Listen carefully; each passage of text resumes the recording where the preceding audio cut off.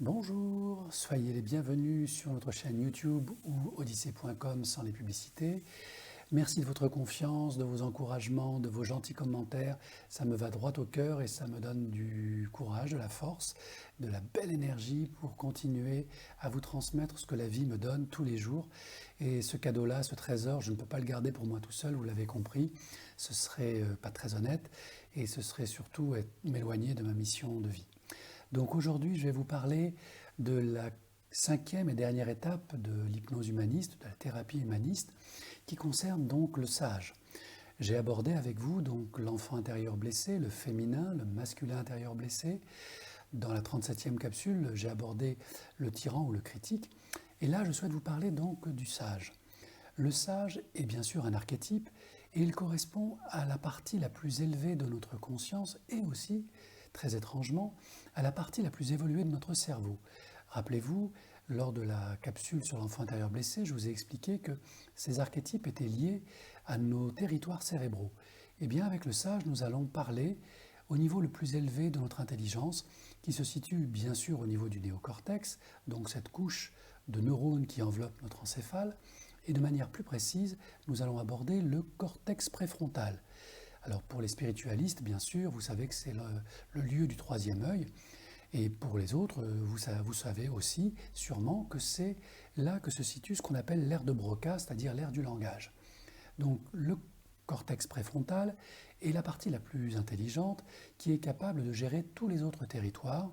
Et lorsque tous ces territoires sont gérés par le cortex préfrontal, eh bien les pensées sont faciles, je dirais, à construire, à intégrer. Et plus important encore, les mots pour les exprimer viennent aisément. Donc on comprend mieux que la sphère du langage, la sphère de Broca, se trouve au niveau du cortex préfrontal, puisque les deux sont très proches. Je ressens, je comprends, j'exprime, je partage, et je réalise ainsi mon plus haut niveau d'humanité qui consiste à apprendre, digérer et transmettre. Et c'est ainsi que peut se résumer mon chemin de vie aujourd'hui, et je suis ravi que vous me fassiez confiance car ça me permet de vivre pleinement ce moment-là avec vous. Donc, le sage, cette partie-là, elle a été, je dirais, symbolisée par nos maîtres, par la religion, bien sûr. Elle est caricaturée aujourd'hui par les politiques qui essayent de se positionner comme être sage et être supérieur. Et on se rend bien compte, malheureusement, qu'ils échouent, car finalement, c'est simplement leur ego qui singe la posture du sage. Le sage en question n'a pas besoin de pouvoir, n'a pas besoin d'autorité, n'a pas besoin d'être accepté, accueilli dans ce qu'il vous transmet. Le sage transmet, c'est tout ce qu'il a à faire. Il n'attend aucune approbation. Et c'est exactement l'énergie dans laquelle je me situe. Que mes capsules vous plaisent ou non, j'ai envie de dire, pour moi c'est relativement neutre. Même si mon ego peut être flatté, bien sûr, mais spirituellement, ce n'est pas ça l'objectif.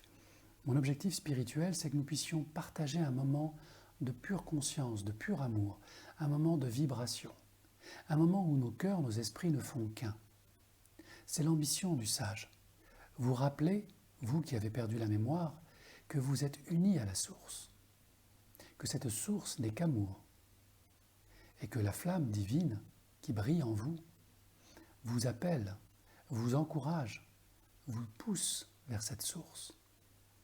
Et si dans mes capsules, dans mes hypnoses, j'ai pu vous aider à vous reconnecter à la source, alors j'ai accompli ma mission.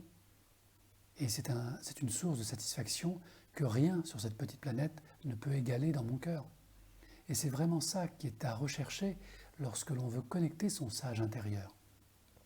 Le désintérêt total, le besoin simplement de faire vibrer cette source en nous et autour de nous. Et c'est la plus belle récompense que l'on puisse obtenir dans cette vie.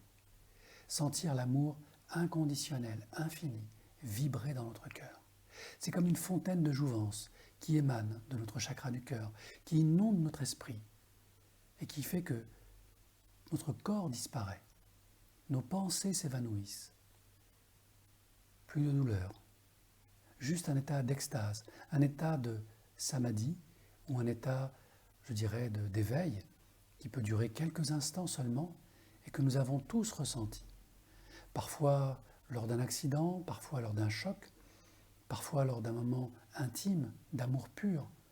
J'ai eu la chance, pour ma part, de le vivre lors de la naissance de mon fils, mais j'ai eu aussi la chance de le vivre sur le chemin de Saint-Jacques de Compostelle, puis plus tard, dans mes voyages dans l'astral.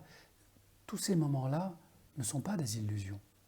Lorsque vous ressentez cet amour, cette sagesse en vous profonde, intelligente, au-delà de notre compréhension humaine, alors vous êtes dans le flux de la vie.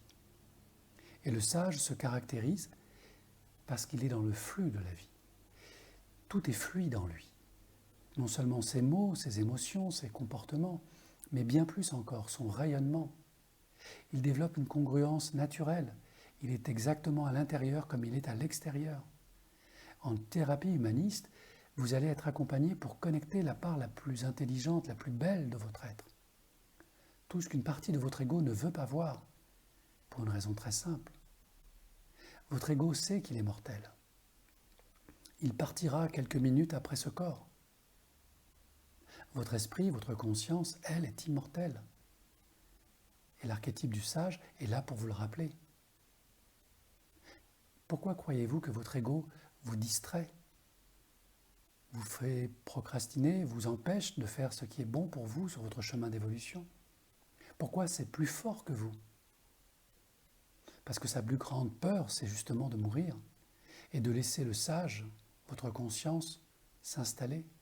Car ça voudrait dire qu'il accepte sa finitude. Et c'est quelque chose d'inacceptable pour lui. Il n'a pas été programmé pour ça. Néanmoins, un jour vient où lorsque le sage est retrouvé en vous, lorsque la flamme divine n'est plus une étincelle, mais une flamme qui rayonne en vous, qui brûle en vous, toutes ces frontières intérieures, alors l'ego est pacifié. L'ego redevient ce qu'il a toujours été finalement, un allié, un vecteur de croissance, et il va travailler ensuite avec votre sage intérieur, votre conscience, exécutant ses recommandations, avec zèle, avec joie. Alors bien sûr, il n'acceptera toujours pas la mort, car son instinct de survie l'en empêche, mais il comprendra et il l'accueillera comme une libération. Et pour avoir accompagné des mourants, c'est quelque chose de très impressionnant que de voir un être qui s'en va partir dans la joie. Et c'est pour moi là le vrai sens du mot guérison. Guérir, c'est mourir en conscience, accepter d'être cette lumière qui retourne à la source, accepter de laisser derrière soi tout ce que son ego a construit. Car on a réussi, dans ce chemin d'évolution, à partager tout ce que l'on pouvait partager. Et l'on peut donc partir sereinement, libre, libre de toute rancune, toute culpabilité, tout attachement. C'est un long cheminement. Je ne dis pas que c'est facile. Je doute, moi aussi, de temps en temps. Parfois, il peut m'arriver d'avoir peur, et c'est bien humain. Mais ce n'est pas le fondement de ce qui m'anime. Le flux s'exprime dans chacune de mes actions, dans chacune de mes interventions. Et ce flux permet de rester dans cette intelligence, dans cette douceur, dans cette joie de vivre. Et comme ce flux ne s'exprime que dans l'instant présent, pour connecter votre sage, il vous faudra connecter cet instant présent, car il n'existe nulle part ailleurs. Tous les autres archétypes peuvent être trouvés par le mental ego, sauf le sage. Il vous faudra atteindre un autre niveau de conscience, connecter une autre dimension de votre être par l'esprit. Et lorsque votre sage s'éveillera en vous, je peux vous promettre une seule chose, vous ne l'oublierez jamais.